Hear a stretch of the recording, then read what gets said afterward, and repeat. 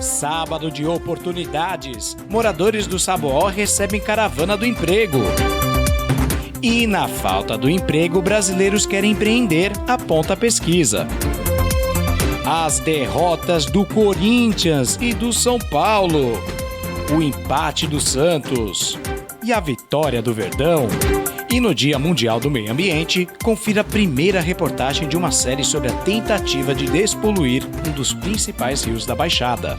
Segunda-feira, 5 de junho, o JL está no ar.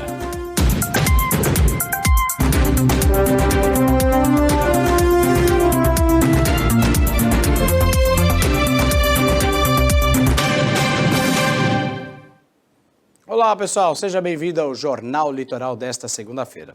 E neste final de semana, moradores do Saboó tiveram a oportunidade de participar da Caravana do Emprego. Acompanhe. A velha procura por uma oportunidade no mercado de trabalho teve endereço certo no último sábado.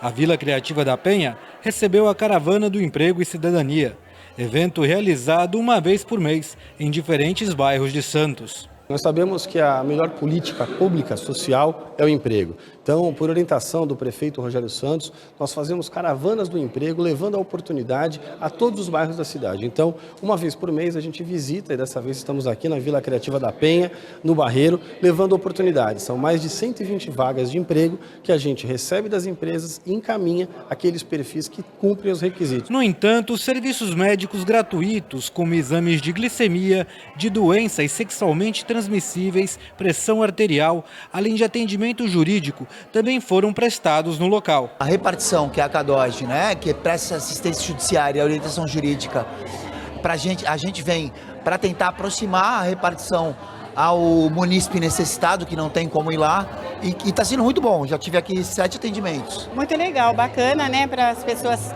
cuidarem da saúde, né? Muita gente não liga muito para a saúde, então é legal, acho muito bom. Essa é a primeira vez no ano de 2023 que a Caravana do Emprego e Cidadania da Prefeitura de Santos vem até aqui, na Vila Criativa do bairro da Penha. Apesar dos serviços de saúde e jurídicos prestados para a comunidade, o intuito das pessoas realmente é a busca pelo emprego. Dentre as mais de 300 pessoas que passaram pela Vila Criativa, Solange Maria Pereira é uma das que buscam a oportunidade. Estou em busca de emprego aqui na cidade de Santos. Sou estudante, né? Moro em moradia estudantil. Vim de São Paulo para cá para estudar e eu preciso de uma porta de trabalho. A situação não está fácil não. Sorte aí para Solange. 12h53. Pesquisa feita em 50 países mostra que mais da metade dos entrevistados pretende abrir o próprio negócio em algum momento da vida. Mas é preciso cuidado para que isso não vire uma armadilha. Oi meninas! Oi Janete, bom dia! Bom dia! O que começou como uma vaga ideia em 2016, hoje é uma cozinha que fornece marmitas e outros serviços de alimentação para dezenas de empresas de São Paulo. Mas até chegar aqui, o caminho da Janete foi longo. Tivemos vários desafios. Nós começamos a atender o consumidor final e aí, neste momento, por exemplo, só atendemos empresas. Durante esse período, várias mudanças. Com a pandemia, então, foi um divisor de águas, né? Manter um negócio como o da Janete funcionando dá trabalho, exige planejamento e jogo de cintura. Mesmo assim, é um caminho que muita gente quer trilhar. 67% dos brasileiros adultos têm ou pretendem ter o próprio negócio em algum momento próximo. Os dados estão na edição mais recente de uma pesquisa feita em mais de 50 países. No Brasil, as entrevistas foram captadas pelo Sebrae. São ao menos 93 milhões de brasileiros envolvidos de alguma forma com a atividade empreendedora. Destes, 42 milhões possuem negócios ativos. Outros 51 milhões querem abrir uma empresa nos próximos 3 anos. Mas o alerta dos especialistas e do próprio Sebrae é de que esse caminho precisa ser trilhado com cautela. Primeiro porque a empresa não é sinônimo de tábua de salvação para quem está sem renda. E quanto menos preparo, mais chances de falhar. A gente junta um mercado, um ambiente externo pouco complexo e um empreendedor que às vezes foca mais na criatividade e na pegada dele do que no preparo empresarial dele. Aí a gente tem esses números que são preocupantes. Muita gente abriu uma empresa por necessidade e muita empresa fechando nos primeiros 5 anos de vida. Depois, e mais importante, o contexto econômico brasileiro. Inflação, taxa de juros e dificuldade de obtenção de crédito, por exemplo, ainda são entraves. A própria Janete sentiu essa dificuldade ao bater na porta dos bancos, mesmo depois de firmar bons contratos com parceiros. Para mim, ficou muito claro que as pessoas não acreditam na gestão feminina. Então, as pessoas têm muita dificuldade em aceitar que uma mulher está à frente do negócio. E a segunda, para mim, totalmente ligado ao racismo. As pessoas não conseguem olhar uma mulher negra e dar o devido valor ou confiar que ela tenha segurança no que está fazendo. Para quem mesmo assim ainda quer apostar, os especialistas dão as dicas. Fugir das altas taxas de crédito em bancos privados, por exemplo, é primordial. Estabelecer bem as margens de lucro e ter um fundo para emergências também é importante. E por último, jamais misturar contas pessoais e empresariais. Pois é, pessoal. 12h57, está na hora do nosso quadro Visão Estratégica, Gestão e Negócios.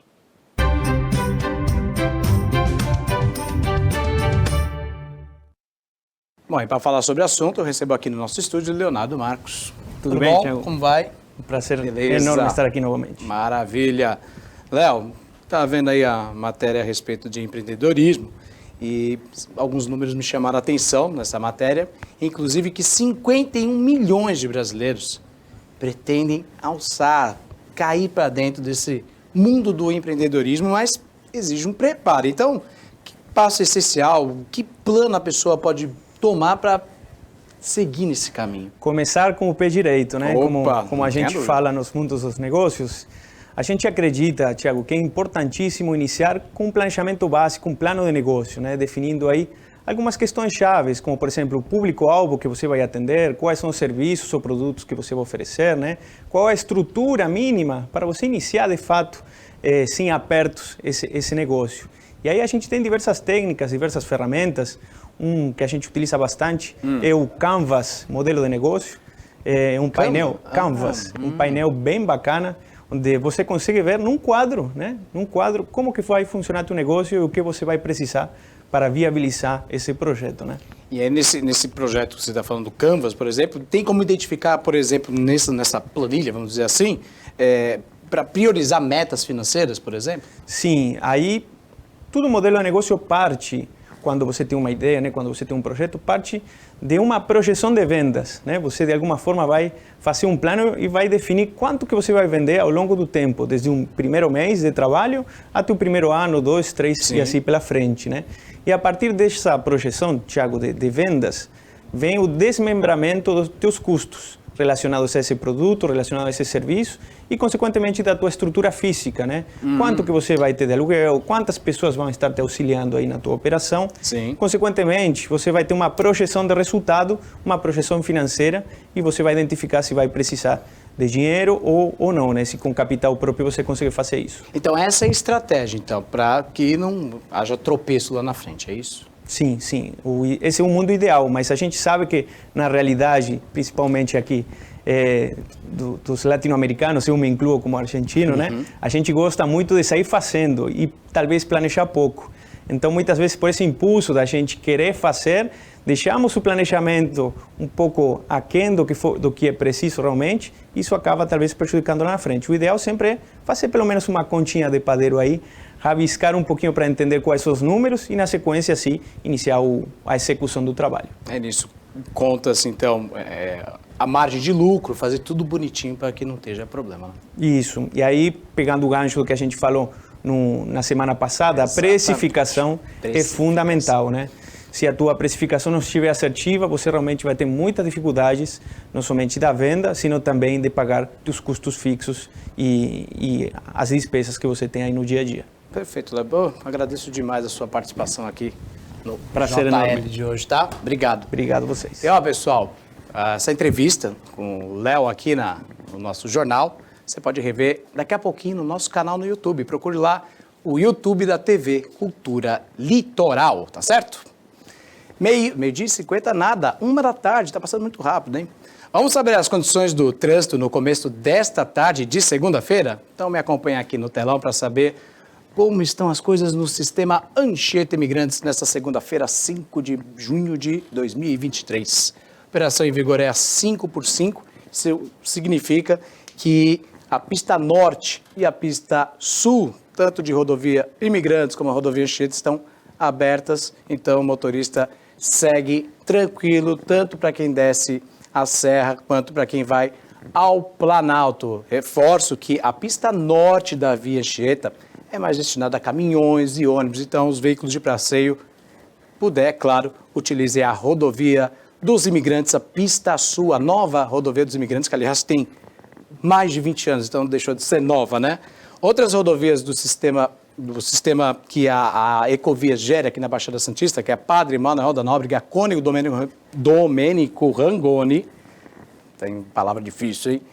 Cônego Domênico Rangoni, seguem também bem tranquilos, segundo as informações da assessoria de imprensa da Ecovias, tá? Vamos trocar de tela, vamos colocar as balsas, travessias de balsas nesta segunda-feira. Olha que tranquilidade, pessoal. Santos Guarujá, 15 minutos de espera em cada bolsão. Hoje temos 6 embarcações operando neste momento na travessia entre os dois municípios. Deve estar também tranquilo lá do lado do Guarujá Bertioga. Então, vamos trocar então a tela para lá. Guarujá Bertioga temos? Temos. 20 minutos de espera de cada lado. 2 embarcações operando neste momento entre os municípios. Indo mais ao litoral norte de São Paulo, Ilhabela, São Sebastião. São 30 minutos de espera, não é isso? 30 minutos de espera e 5 embarcações operando na travessia entre os dois municípios do litoral norte de São Paulo. Eu lembro a vocês que as informações da travessia de balsas está no site do DH, que é o Departamento Hidroviário do Estado de São Paulo, que é o www.dh.sp.gov.br, e as informações do sistema Anchieta Imigrantes e das demais rodovias geridas pela Ecovias está nas redes sociais da concessionária Ecovias, tá certo? 1h03, 1h03. E a Polícia Civil divulgou os dados das operações realizadas aqui na Baixada Santista para coibir a criminalidade. A repórter Amanda Oliver traz as informações para a gente, não é isso, Amanda?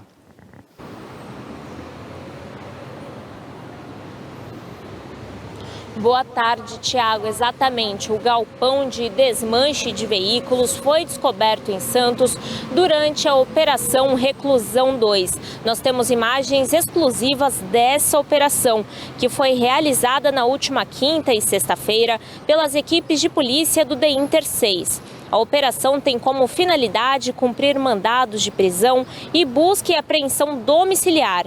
Foram mobilizados 374 policiais em 138 viaturas, entre os 2 dias aí de atividade. O galpão fica na rua Getúlio Vargas, no Valongo. Todas as peças foram retiradas de veículos furtados ou roubados e estavam aí com selos falsificados do Detran. O dono do estabelecimento foi identificado e preso. Nós teremos um trecho da fala do delegado Rubens Teixeira esclarecendo o caso. Vou pedir para o nosso editor aí colocar na tela. Peças de veículos subtraídos, furtados, roubados, enfim. O pessoal acabou fazendo ali uma diligência, uma campana ali naquele local, esperando aquela porta, aquele portão abrir. E selos do Detran, selos falsificados. Esses selos, se vocês pegarem o QR Code desses selos, eles não vão dar em nada, né?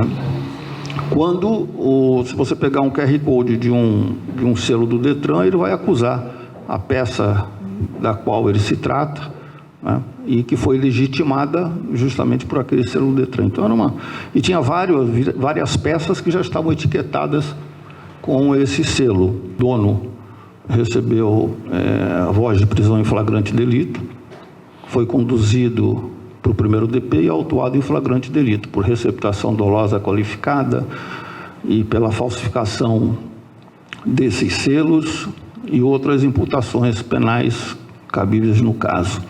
Ainda não há informações sobre o que será feito com as peças, mas o caso segue em investigação. Com você, Tiago. Obrigado, Amandinha Oliver, falando sobre esse caso da polícia, o trabalho da polícia aqui na Baixada. 1h05. Veja a seguir as informações do portal Costa Norte e da página do Viver em Santos. E ainda uma entrevista com Flávio Zainum, que vai falar sobre segurança predial. Até já.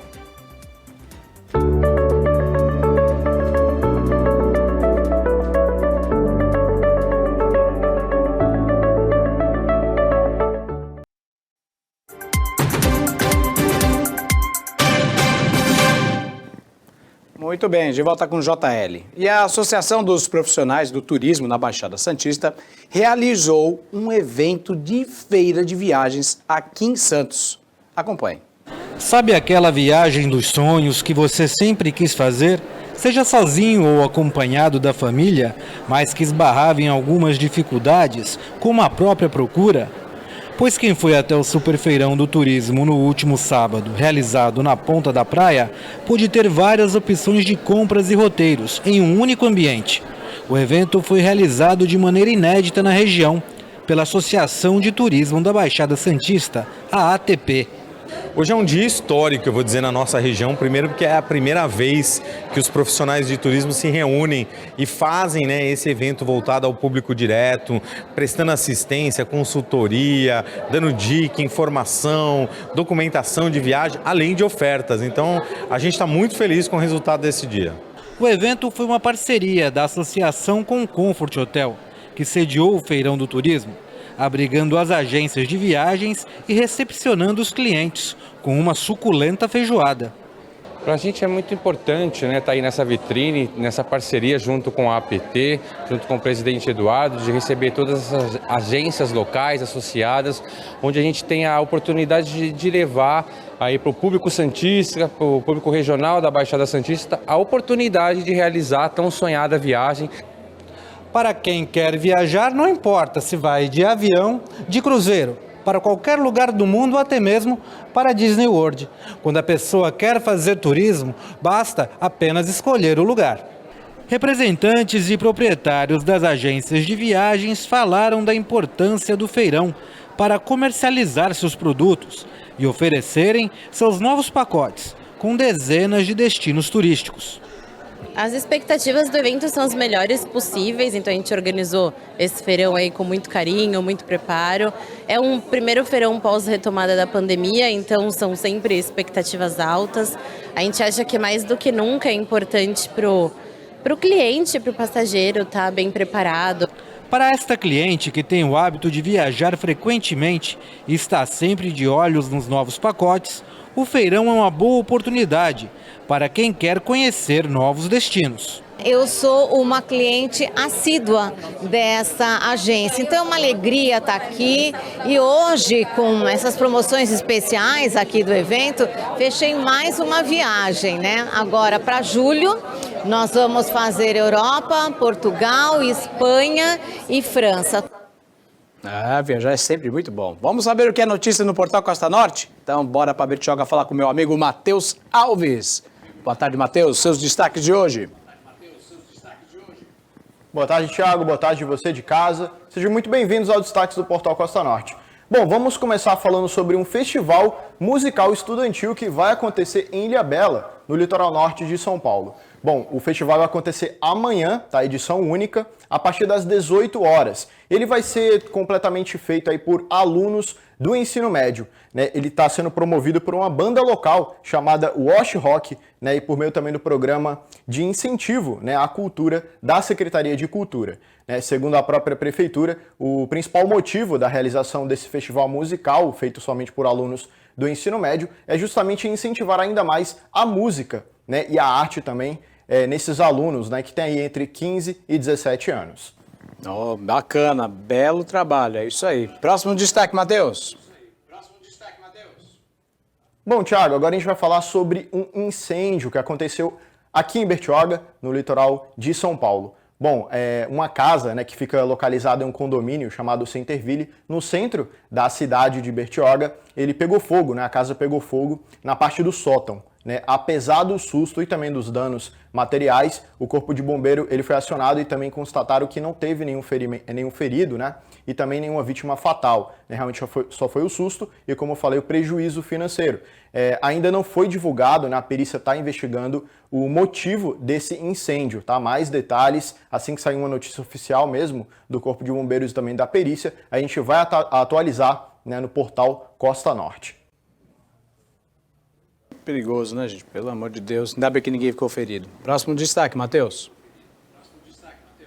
Bom, continuando, Thiago, agora a gente vai falar sobre um caso bem inusitado que aconteceu em São Vicente, né? Um homem, ele foi de charrete, né, numa unidade do McDonald's, charrete guiada por um cavalo, né, comprar um lanche. Né? A imagem, a gente não tem vídeo, mas a imagem circulou muito nas redes sociais por conta desse transporte inusitado, digamos assim, mas essa não é a primeira vez que isso acontece. Né? Ano passado, inclusive, 2 jovens também foram de charrete guiados por cavalo comprar um lanche nessa unidade de alimentação. Né? E, claro, a prefeitura ela destaca, né, que é estritamente proibido, né, o trânsito de carros ou qualquer meio de transporte guiados por animais, tá? Exceto por alguns momentos especiais que a prefeitura autoriza, né, a circulação desses automóveis, desses carros, desses transportes. Né? Mas realmente fica aí o alerta que é proibido, tá? Andar de charrete guiado por cavalo,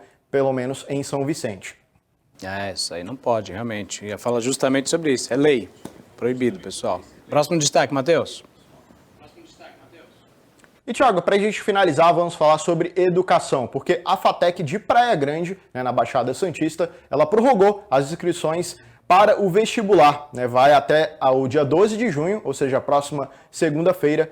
Os interessados devem acessar o site da FATEC, ou você entra também no portal Costa Norte, lá tem um link, você preenche o formulário e faz o pagamento da taxa de inscrição, que é R$ 91,00. Né? Lembrando, são 400 vagas para vários cursos que a FATEC está oferecendo, tá? E como eu falei, as vagas são limitadas, tá? Apesar de bastante, são limitadas. Então corre, faz a inscrição até o dia 12 de junho. Bom, mais detalhes dessas notícias você confere no portal Costa Norte. É só digitar costanorte.com.br.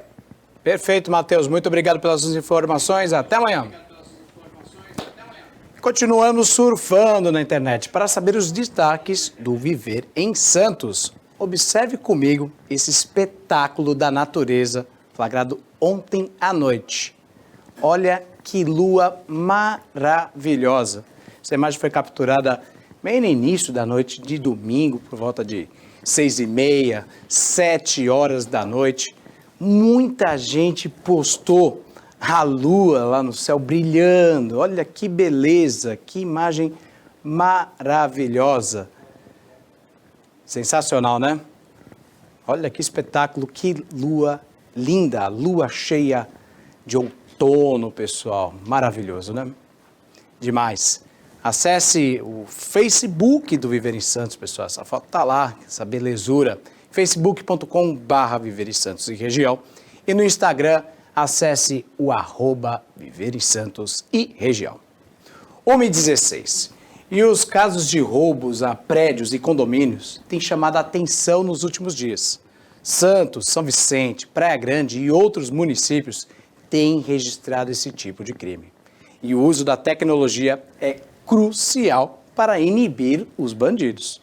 Para falar sobre esse tema, eu recebo aqui no nosso estúdio do JL o Flávio Zainum, que é diretor comercial da Safer Portaria Remota. Boa tarde, Flávio. Muito boa tarde, prazer estar aqui. Perfeito. Flávio, que tipo de tecnologia hoje existe disponível no mercado, né? Tecnologia mais avançada que pode ser implementada em prédios e condomínios hoje em dia para aumentar a proteção das pessoas contra esses crimes? Tiago, acho que um dos principais recursos é a inteligência artificial nas câmeras de monitoramento, que inclusive a Safer é exclusiva na Baixada Santista com essa tecnologia. Reconhecimento? Reconhecimento, isso. Inteligência artificial, é verdade, que faz uma câmera analítica. Ela consegue analisar o comportamento daquele espaço que está sendo monitorado e alertar e dar a gente é chamado de evento para o nosso operador. Então, se tiver uma anomalia, algo anormal acontecendo, uma aglomeração, uma correria, alguma coisa que suspeita, ele consegue mostrar para a gente em tempo real. Muito interessante. Então, tem o uso da inteligência artificial, é isso? Inteligência artificial, e é um recurso exclusivo da Safer hoje na Baixada. É caro? Não, não é caro. Já está dentro dos nossos pacotes de serviços mensais, já está incluso. É a evolução aí da tecnologia. Antigamente se falava muito, ainda se fala de sensores infravermelhos nos muros e portões, mas hoje a gente está migrando, é um passo acima desse, que é a inteligência artificial aí no auxílio do monitoramento. E agora, falando, vamos dizer, uma tecnologia analógica, vamos dizer assim, a instalação de câmeras, de vídeo, né, segurança inteligente, contribui para a prevenção desses crimes. Essa tecnologia está ficando obsoleta, então tem que usar esse tipo de tecnologia nova que vocês estão trazendo com exclusividade aqui para a Baixada, é isso? Exatamente. Não é que está antiga, o outro funciona, mas é um passo à frente, né? A tecnologia está mudando muito rapidamente. Antigamente se falava muito em reconhecimento facial, uma coisa distante. Hoje é uma realidade. O reconhecimento facial nos condomínios e portas de controle de acesso. O sistema barateou, essa é a grande verdade, e hoje está muito acessível para os condomínios e qualquer tipo de controle de acesso.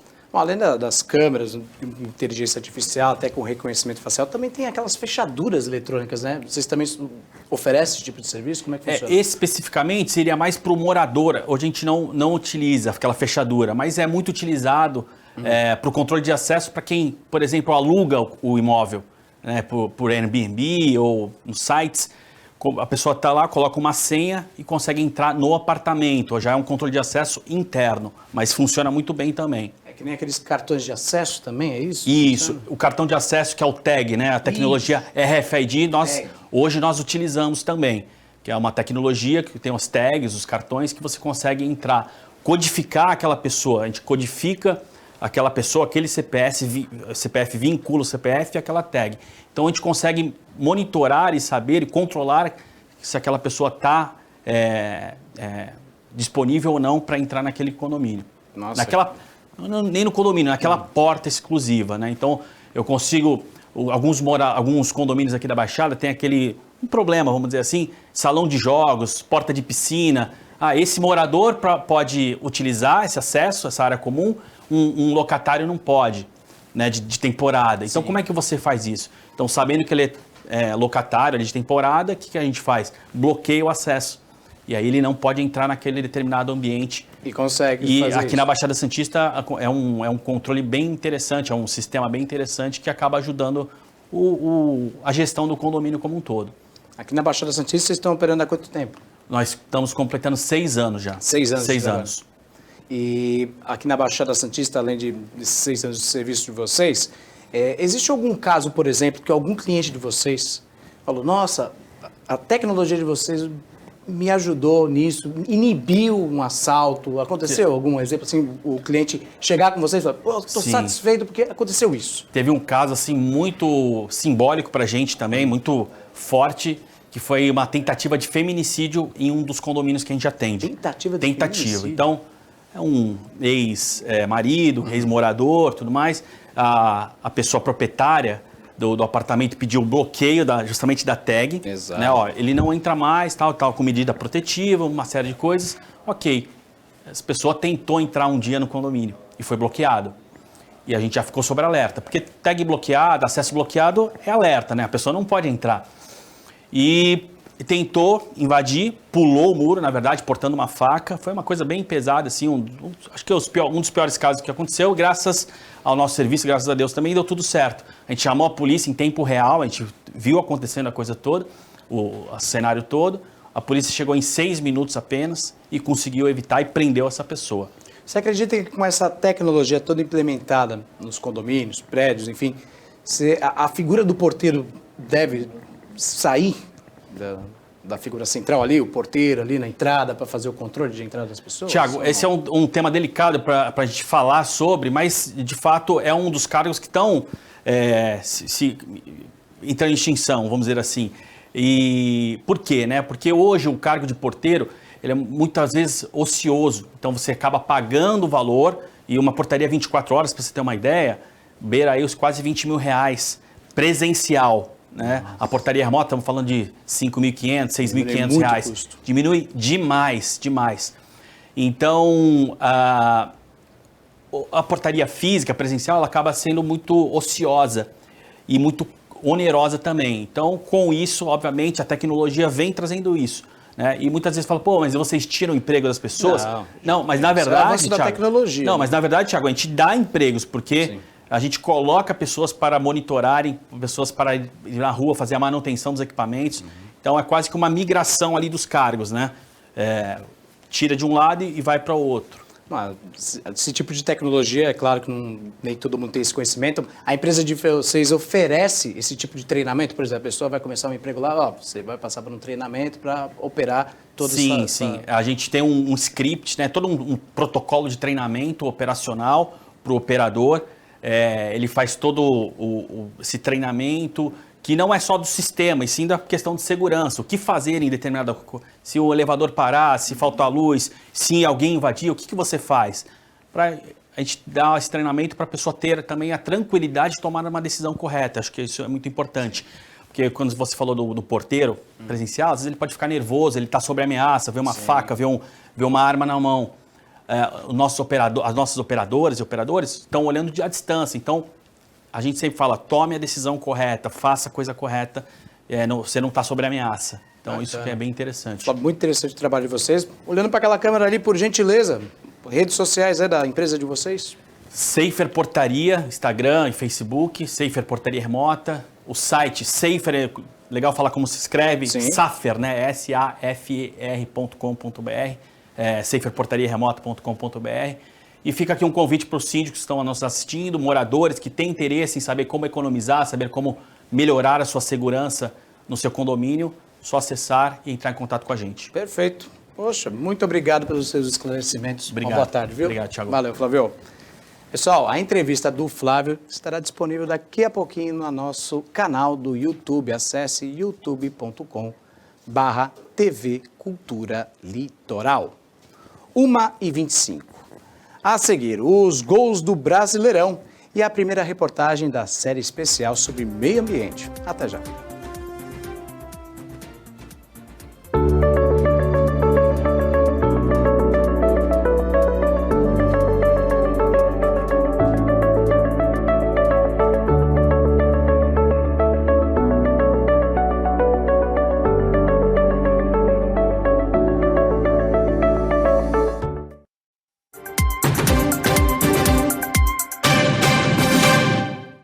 Quase 1h30, pessoal, 1h30. Tá na hora do futebol, então roda a vinheta, na área.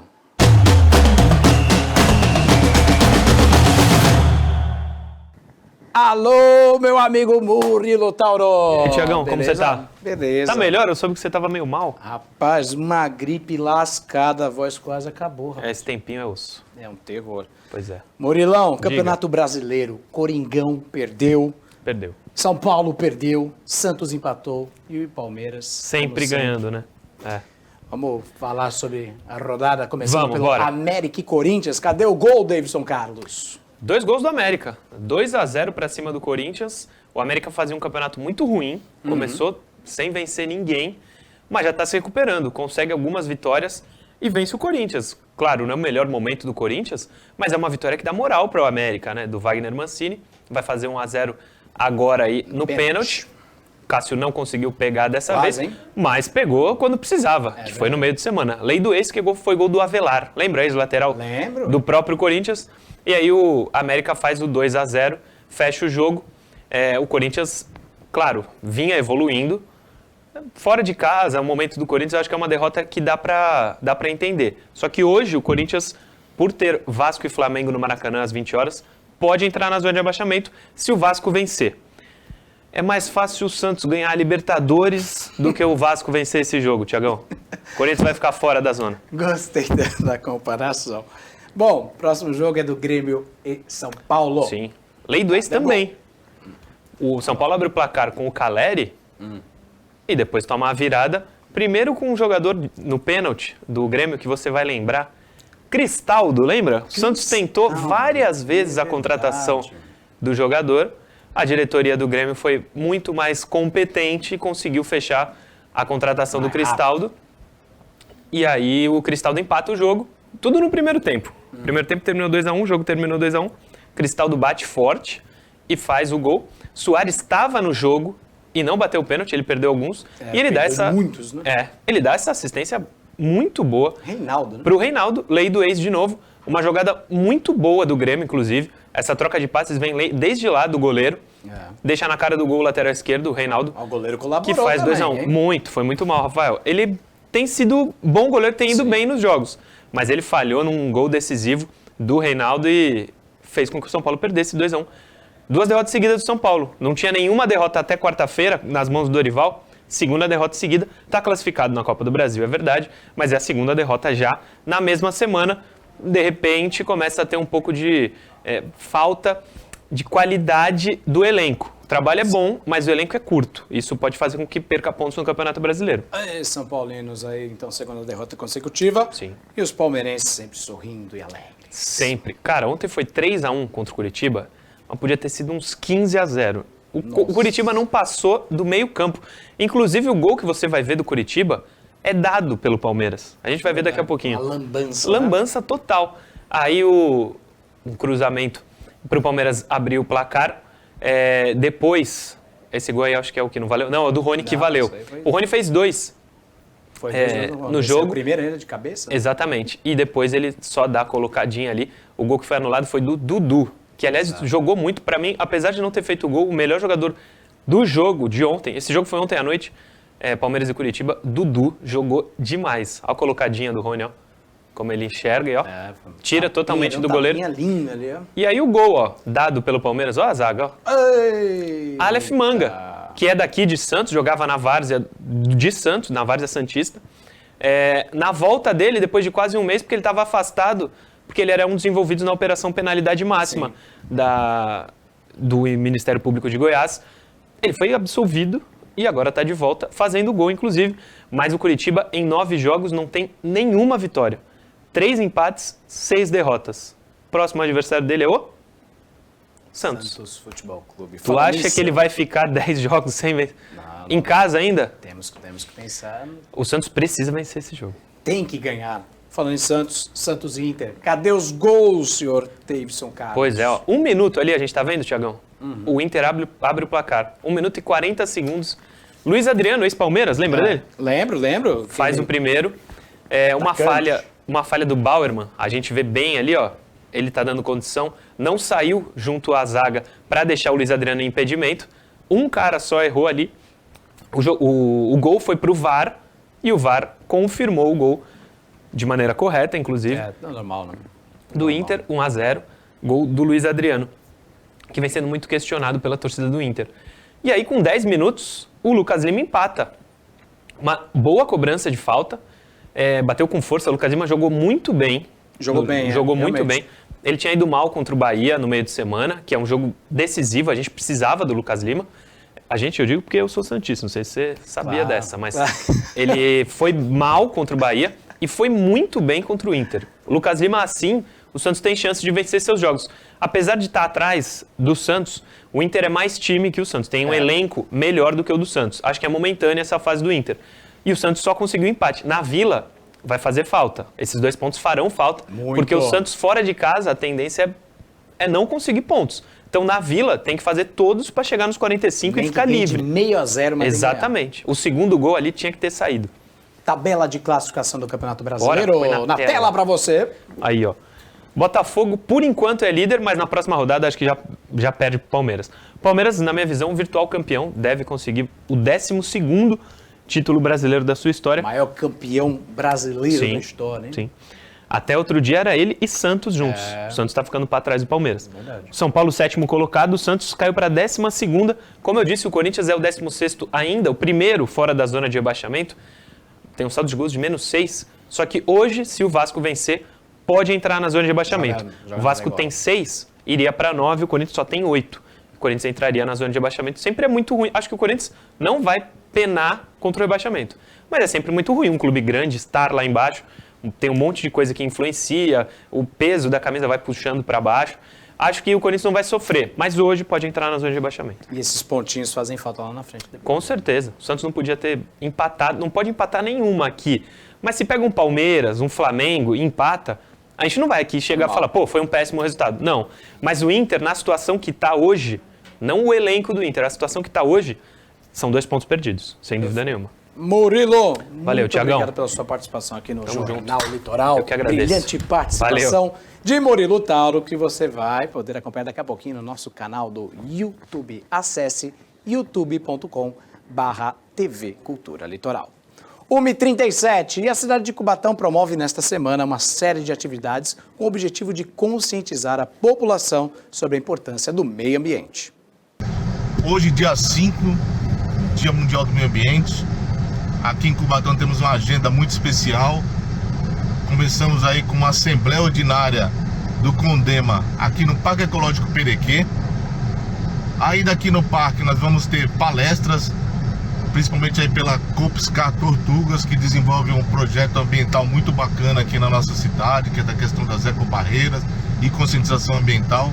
Temos ainda todo o pessoal aí, os monitores da Fundação Florestal, que faz um trabalho maravilhoso junto ao Parque Estadual. Temos ações aí de conscientização. Vamos ter um passeio até um trecho aqui da trilha do Perequê, do Véu da Noiva. Amanhã nós temos no Paço Municipal uma grande mostra, um stand dos nossos parceiros, que é da BC Marbas, da COPSCAR, ONG Nudaé, e eles vão trazer ali toda a novidade do que é desenvolvido aqui na nossa cidade. Aí dessa semana, quarta-feira, convido a todos para irem conosco no Núcleo Tutiga Pilões. Nós vamos fazer uma visita técnica, é um passeio muito bacana, aqui no Vale dos Pilões, aqui em Cubatão. E é um núcleo muito importante para o Parque Estadual Serra do Mar, que está localizado aqui bem no comecinho da Rota Márcia Prado e guarda grandes belezas naturais aí e vale a pena conferir. É isso aí, Alan Clemente, secretário municipal de Meio Ambiente de Cubatão. E neste Dia Mundial do Meio Ambiente, o Grupo Costa Norte produziu uma série de reportagens divididas em 3 capítulos que mostra um projeto de despoluição do Rio Casqueiro. Acompanhe. Rio Casqueiro, Baixada Santista. Do alto, um rio exuberante interliga Cubatão, Santos e São Vicente. Apesar do avanço populacional, o pouco do mangue que existe ainda é persistente. Porém, mesmo com essa insistência, observando o rio mais de perto, o que de longe parecia lindo se revela uma realidade dramática.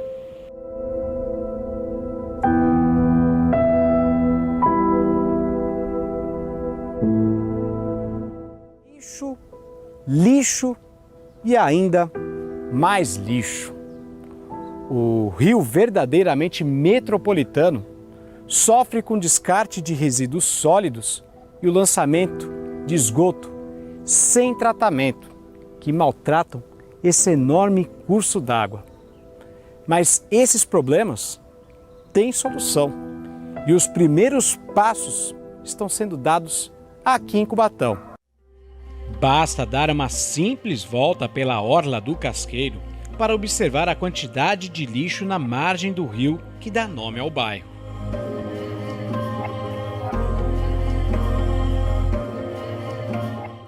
E em uma dessas andanças aqui pela orla do Jardim Casqueiro, uma tenda azul com pessoas uniformizadas me chamou a atenção. Era o pessoal da Coperscar, uma cooperativa formada por pescadores que trabalha tentando ajudar o rio e principalmente tentando conscientizar a nossa população. Jorge Garavati é o presidente da entidade. Ele me explicou como tudo começou. A cooperativa ela tem 3 anos de existência. 3 anos de existência? Isso, 3 anos. Sou neto de pescador, né? E meus tios também eram bem ativos na pesca, mas com tanta dificuldade aí em relação à poluição, né?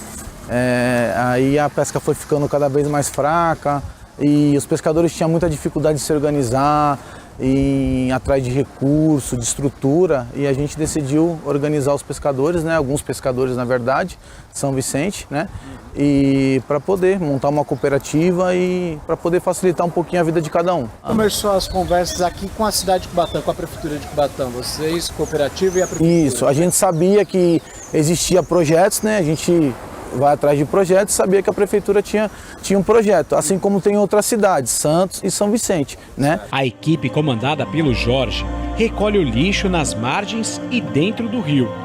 E uma tarefa realizada fora desse ambiente é essencial. Tem um trabalho de educação ambiental nas escolas, né? Tem conscientização nas praças, né? Dentro da planilha tem os dias estipulados pela prefeitura, o que cada atividade vai ser feita, vai ser trabalhada, né, na verdade. E essa orientação conta com a ajuda do professor Valdinei, que ministra aulas sobre o meio ambiente. Qual o lixo mais comum que se encontra, infelizmente, aqui no estuário da região da Baixada? Infelizmente, a maior quantidade de resíduo, né, a gente fala lixo, né, o lixo é um nome popular. Então, o nome técnico é resíduo. O resíduo mais que a gente encontra com mais facilidade é o plástico, infelizmente. Né? Plástico.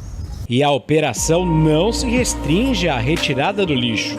Os resíduos têm um destino correto. O projeto, né, ele contempla não só a ação ambiental, a ação de propagação, de você ir lá no tete-a-tete com as pessoas, falar sobre a educação ambiental, mas também você retirar da natureza aquilo que já foi jogado. Em um mês, a equipe da Coperscar tirou 2 toneladas de resíduos do rio.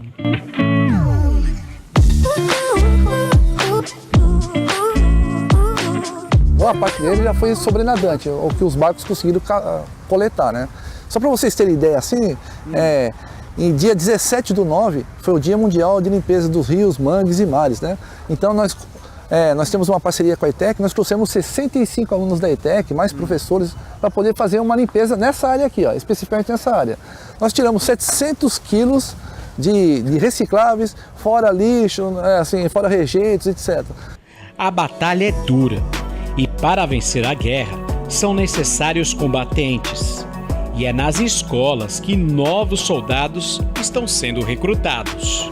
Então, isso aí foi bom você perguntar. A receptividade com a molecadinha, né, com as crianças mais novas, está sendo ótima.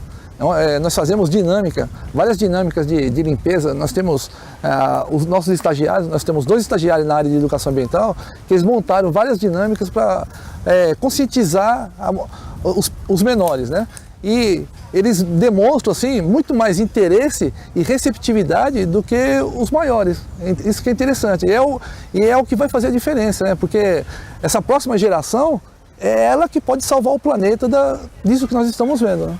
Tem um trabalho de educação ambiental nas escolas, né? Tem conscientização nas praças, né? Dentro da planilha tem os dias estipulados pela prefeitura, o que cada atividade vai ser feita, vai ser trabalhada, né, na verdade. E fora isso, tem a parte de operacional da água, que é a recolha do resíduo flutuante.